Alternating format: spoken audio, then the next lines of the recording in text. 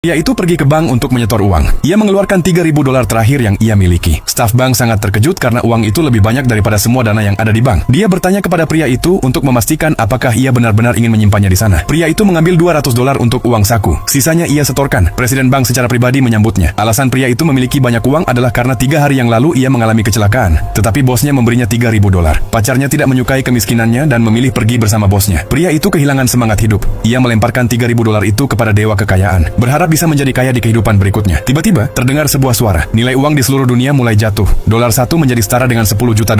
Hanya aset pria itu yang tidak berubah. Ketika ia bangun, ia mendapati dirinya berada di ranjang rumah sakit. Dokter berkata padanya, "Kamu begitu kaya hingga penyakit apapun bisa disembuhkan." Pria itu bertanya apakah $100 itu banyak. Dokter menjawab bahwa ia tidak akan pernah bisa mendapatkan uang sebanyak itu seumur hidupnya. Pria itu menyadari bahwa apa yang ia dengar sebelum pingsan adalah benar. Tak lama kemudian, ia pulih dari semua lukanya. Setelah keluar dari rumah sakit, pria itu ingin merasakan kehidupan orang kaya. Ia pergi ke kantor penjualan villa paling mewah. Petugas penjualan melihat pakaiannya yang sederhana dan berkata bahwa villa termurah berharga $5. Manajer juga masuk pada saat itu. Pria itu bertanya berapa harga villa yang paling mahal. Ketika ia mendengar manajer berkata $8 per villa, ia segera mengeluarkan uang kertas $100. Manajer dengan cepat membawanya ke ruang VIP, lalu menyerahkan kunci villa dan sisa uang $92. Setelah itu, pria itu pergi ke pusat perbelanjaan. Ia bertanya kepada pramuniaga di mana ruang VIP berada. Pramuniaga mengatakan bahwa ia harus menghabiskan $1 sekaligus untuk memenuhi syarat. Pria itu mengeluarkan sekeping koin. Pramuniaga segera membawanya ke ruang VIP. Tanpa disangka, ia bertemu dengan bos dan mantan pacarnya. Mereka berusaha mengusirnya. Bos memanggil para pengawal. Pada saat itu manajer mal masuk. Pria itu bertanya apakah barang-barangnya sudah siap. Manajer meminta staf untuk membawa barang-barang yang sudah dibeli pria itu. Ia telah menghabiskan total $2. Pria itu berkata ia akan membayar dengan uang tunai. Tetapi bosnya tidak percaya bahwa ia bisa mengeluarkan uang sebanyak itu. Sampai pria itu mengeluarkan uang kertas $100. Semua orang pun terkejut.